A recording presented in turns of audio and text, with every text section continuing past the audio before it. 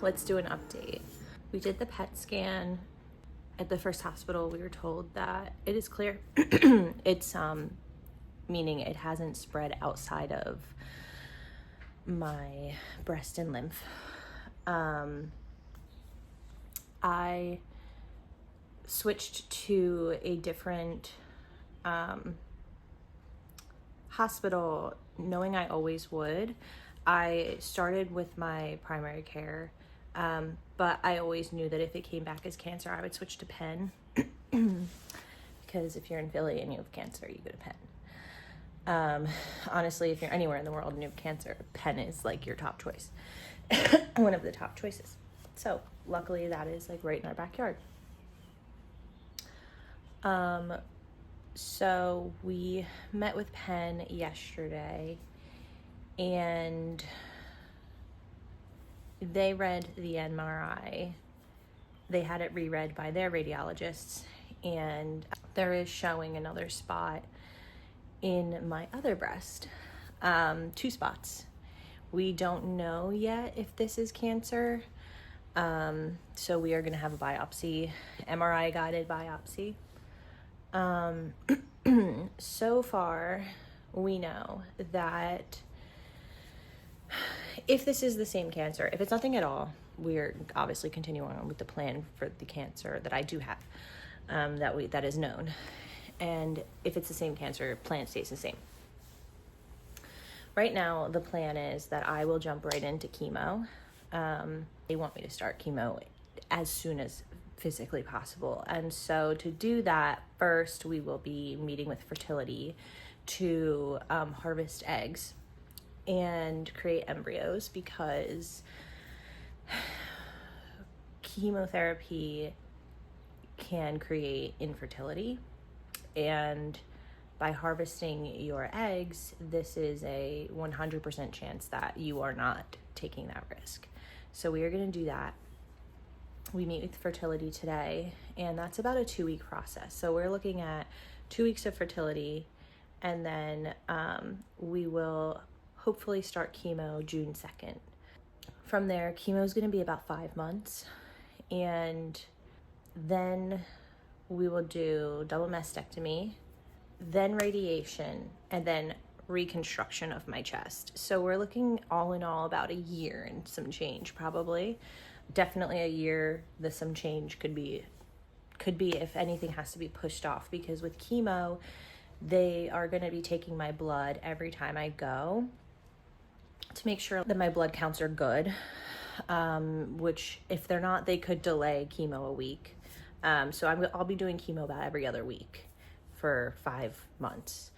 And if they have to delay it because of my blood counts, or if I'm sick or something like that, then that could push the timeline into the year and some change bit. There's I think my biggest debate within myself is whether I will be cold capping, which is a way to try to keep your hair during chemo. I'm 50-50 on this. I do like having hair. I love having hair.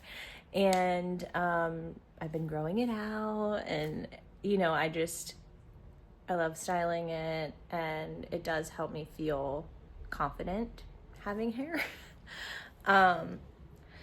On the other hand, I always wanted to shave my head once in my life. So I'm like, is this my moment?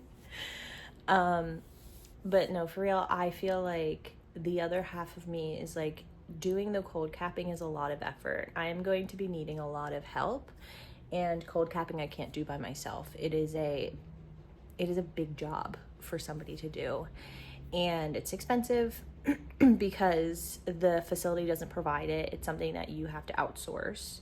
Although there is a satellite of Penn that does provide it. However, they don't want me getting my chemotherapy there. They want my chemotherapy to be at the main Penn campus. So I don't know. I think another thing I'm trying to think of too is like my best friend's wedding will be coming up, and do I want to look back at the pictures of her wedding and see cancer?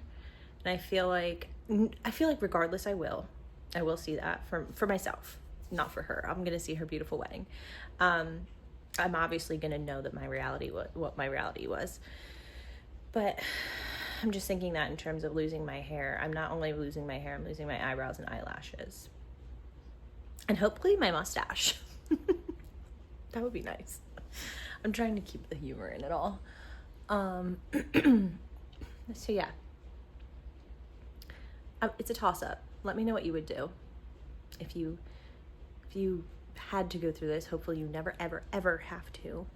So yeah, I think yesterday was a very emotional day. I get emotional thinking about whether I will be able to be the mom I want to be during treatments, because I know that it is a huge hit to your system.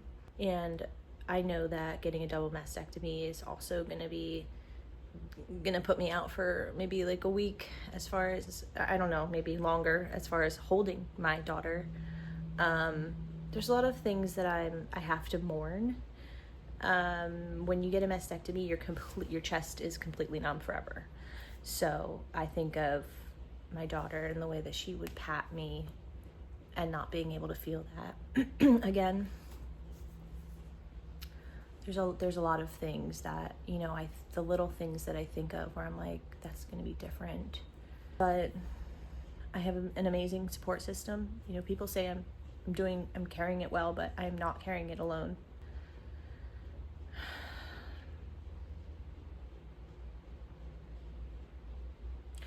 They, on the MRI, they measured my mass at 8 centimeters, whereas at the other hospital they were measuring it at like 5.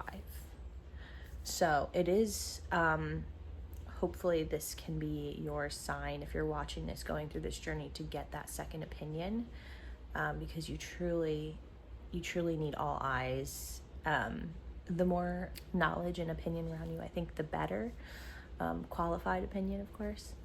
So yeah, I think that's my update. I have to get a biopsy on these 2 suspicious things next week, and then, you know, we'll be doing fertility in the meantime, and then rolling into chemo. So it's all happening very quickly, and I'm hoping that the summer sunshine can bring me happiness. And I know my daughter will, I know my husband will, I know my family will. It's gonna be a little rough, and that's okay if it means a lifetime with my daughter and my husband.